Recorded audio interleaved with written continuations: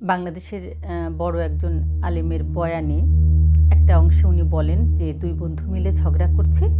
এক বন্ধু আর এক বন্ধুকে বলছে যে তুই যে আমার সাথে এত বড় অন্যায় করলি, আল্লাহ তোকে কোনো দিন ক্ষমা করবে না। তো আল্লাহ তাআলা তখন বলছেন যে আমি যে ওকে ক্ষমা করব না, এই কথা তোকে কে বলল? আমি আল্লাহ, আমার সিদ্ধান্ত জানানোর তুই কে? আমি কি তোকে সেই দায়িত্ব দিয়েছি যে আমার হয়ে তুই আমার সিদ্ধান্ত জানা?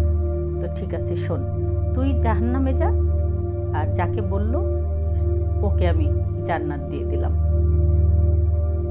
তো বিষয় হচ্ছে, কথা বলার আগে বুঝে বলেন। খুব ছোট্ট একটা কথা, তাই না? আমরা কথায় কথায় মানুষকে মানুষ বলে, হ্যাঁ আমার সাথে এই করছে, আল্লাহ তোরে কোনো দিন ক্ষমা করবে না, ও তো ডাইরেক্ট দোজকে যাবে, এই করতেছে, ওর দোজকে যাবে না তা কোথায় যাবে, তাই না? বুঝে বলি। ৯৯টা খুন করার পরও যদি আল্লাহ তাআলা তার জন্য জান্নাত নির্ধারণ করেন, তাহলে কোন ক্ষমার জন্য কোন শাস্তি, বা কোন ভালো কাজের জন্য কোন প্রাপ্তি, এটা তো আমি বা আপনি বলতে পারি না। পারি না। কর্মের ভুল মানুষ কি কখনো খারাপ হয়? কর্মটা হয়তো ভুল হয়। আপনার দায়িত্ব কি? আপনার প্রিয়জন, আপনার কাছের মানুষ, আপনার প্রতিবেশী, আপনার পরিচিতজন, আপনার রক্তের মানুষ, কারো কোনো ভুল হলে আপনার দায়িত্ব হচ্ছে, যদি আপনার সাধ্যে বা আপনার ইসের ভিতরে থাকে, আয়ত্তের ভিতরে থাকে, তাহলে তাকে খুব আদর করে বোঝানো, বা তার জন্য আল্লাহ তাআলার কাছে হেদায়েত চাওয়া।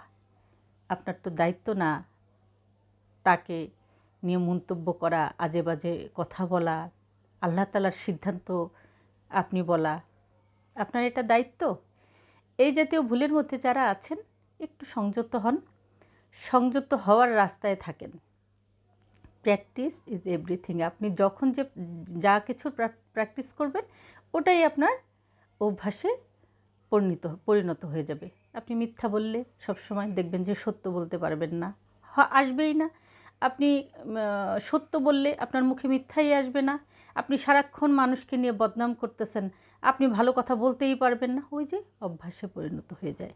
ভালো কিছুর প্র্যাকটিস করুন, আর সবসময় নিজের জন্য, সবার জন্য হেদায়েত চান আল্লাহ তাআলার কাছে। ভালো কিছু করতে দোষ কী? ধরেন আমি খারাপ, ধরেন আমার কথাই বলি, আমি ভালো না, আমি খারাপ, তার জন্য কি আমি সারা জীবন খারাপ থাকবো? আল্লাহ যদি চান, আমি তো তার হেদায়েতের মাধ্যমে একজন বড় আলেমও হতে পারি, আলেমাও হতে পারি না? আপনি একটা পথে আছেন, আল্লাহ যদি সিদ্ধান্ত নেন যে আপনাকে হেদায়েতের মাধ্যমে আল্লাহ তাআলা একজন আলেম বানাবেন, আপনাকে একজন বুজুর্গ, জ্ঞানী, বিজ্ঞ মানুষ বানাবেন, সম্ভব না সেটা?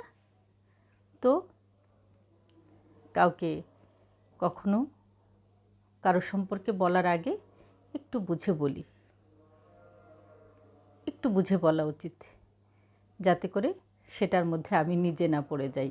কারণ এখানেও আল্লাহ তাআলা একটা কথা বলেছেন যে যারা অন্যের খারাপ বলে এই দুনিয়াতে, সেই খারাপের মধ্যে ফেলে তাকে নেওয়া হবে এই দুনিয়া থেকে।